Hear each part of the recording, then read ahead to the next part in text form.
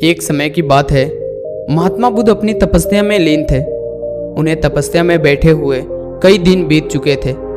तभी एक शिकारी उस रास्ते से जा रहा था। उस शिकारी ने महात्मा बुद्ध को पहचान लिया। शिकारी ने महात्मा बुद्ध के बारे में बहुत बड़ाई सुनी थी, किंतु वह महात्मा बुद्ध की बड़ाई से संतुष्ट नहीं था। उसने परीक्षा लेने की सोचा।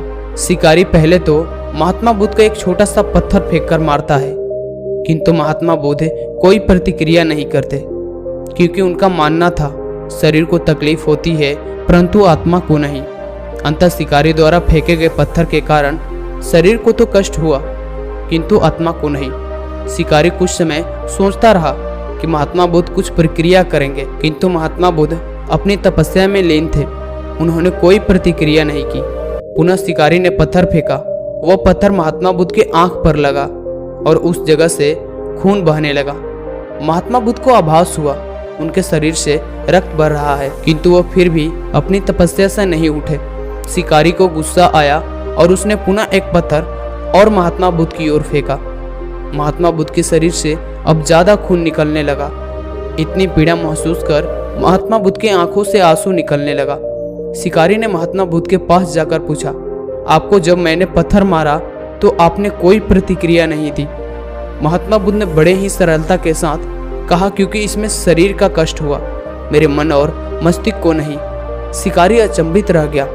उसने पूछा, फिर आपके आंखों से आंसू क्यों बह रहे हैं?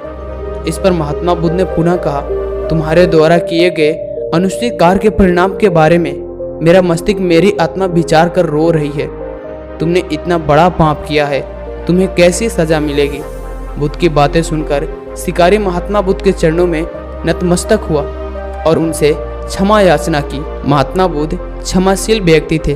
उन्होंने तुरंत शिकारी को क्षमा कर दिया और अपना आशीर्वाद दिया। वह शिकारी महात्मा बुद्ध का आशीर्वाद पाकर एक महान व्यक्ति और साधक के रूप में जीवन व्यतीत करने लगा। एक बार गौतम बुद्ध अपने शिष्य आनंद के साथ एक गांव से दूसरे गांव प्रवचन देने जा रहे थे। गर्मी का दिन था, धूप कड़ाके की थी।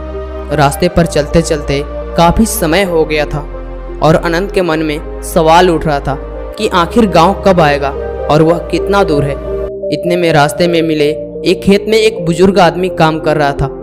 आनंद ने गौतम बुद्ध से बोले, गांव और कितना दूर है, चलिए इन बुजुर्ग से पूछ लेते हैं। इस बात पर गौतम बुद्ध ने हामी भरी और उस बुजुर्ग से पूछे कि आने वाला अगला गांव और कितने दूर पर है। उस बुजुर्ग ने जवाब दिया, बस कुछ ही दूर और फिर आप गांव की तरफ पहुंच ही जाएंगे। और इतना कहते ही गौतम बुद्ध बुजुर्ग की तरफ देखकर थोड़ा मुस्कुराए और बुजुर्ग आदमी भी गौतम बुद्ध को देखकर हल्का सा मुस्कुरा दिया। पर यह बात अनंत को कुछ हजम नहीं हुई। वह समझ ही नहीं पा रहा था कि उनके मुस्कुराने का कारण क्या है। बस फिर वो दोनों आगे बढ़ते गए और उतनी ही दूरी फिर से तय करने के बाद रास्ते में अनंत के मन में सवाल उठ रहा था कि उस खेत में काम कर रहे द्वारा बताए गए रास्ते के मुताबिक तो हम गांव पहुंच जाते, पर ऐसा नहीं हुआ। और कुछ दूर आगे बढ़ते रहने पर एक महात्मा मिला। आनंद ने उन महात्मा से फिर वही सवाल पूछा कि हे महात्मा, आगे आने वाला गांव और कितना दूर है? महात्मा ने कहा, बस 2 से 4 किलोमीटर की दूरी है। इतना सुनने के बाद आनंद ने सोचा, अब तो बस पहुंचे ही गए हैं। और फिर एक बार भगवान बुद्ध ने राह पर मिले महात्मा को देखकर थोड़ा सा हंसे और महात्मा भी गौतम बुद्ध को देखकर थोड़ा सा हंसा। फिर एक बार अनंत को दीवार में वही सवाल उठने लगता है कि आखिर दोनों को आपस में हंसने का वजह क्या है।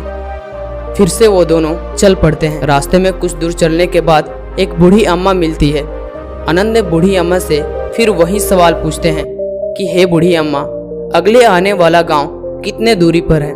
बूढ़ी अम्मा ने जवाब दी कि बस थोड़ी ही दूरी पर है, अब आप गांव की तरफ पहुंच ही गए हैं। इतने पर गौतम बुद्ध ने बूढ़ी अम्मा की तरफ देखते हुए थोड़ा सा हंस दिए और बूढ़ी अम्मा ने गौतम बुद्ध को देखते हुए थोड़ा सा हंस दिए। अब आनंद के सब्र का बांध टूटने लगा और कुछ दूर जाकर आनंद ने अपने कंधे पर उठाए सामान को जमीन पर पटकते हुए कहा, हे भगवान, वैसे तो आप कहते हैं कि बेवजह सवाल करना सही नहीं होता, पर फिर भी मेरे मन में एक सवाल काफी समय से खाया जा रहा है कि हम जिससे भी राह पूछ रहे हैं वो हमें बस थोड़ी दूर कहकर आगे बढ़ जा रहा है और आप कभी उन्हें देखकर मुस्कुराते तो कभी उन्हें देखकर हंसते हैं। इस चीज को कृपया मुझे समझाइए। और इतना सुनते ही भगवान बुद्ध ने अनंत से कहा, अनंत, जिस गांव की ओर हम जा रहे हैं, इस रास्ते पर मैं पहले भी आ चुका हूँ और यहाँ से गांव की दूरी मुझे पता है और यह बात राह में मिले हर व्यक्ति भी जानते थे। बस इसीलिए मैं उन्हें देखकर थोड़ा मुस्कुराता और वो मुझे देखकर। जिस तरह हम लोगों को उनके लक्ष्य प्राप्ति के लिए उपदेश देते हैं और उन्हें अपने जीवन पथ पर सफलता हेतु निरंतर चलने के लिए प्रेरित करते हैं, बिल्कुल राह में मिले हर एक व्यक्ति हमें हमारे पथ पर हमारे मंजिल की ओर निरंतर बढ़ने रहने का उपदेश और राह देते गए हैं। भगवान बुद्ध की इस बात को सुनकर अनंत मुस्कुरा दिए और गांव की ओर चल दिए। दोस्तों, भगवान बुद्ध और अनंत को कई लोग मिले जो उन्हें उनके मार्ग में जाने के लिए प्रेरित किए। बिल्कुल हमें भी हमारे जीवन में आगे जाने के लिए कई तरह की प्रेरणाएं मिलती रहती है और हमें उसे सहृदय स्वीकार कर हमेशा आगे बढ़ना होता है।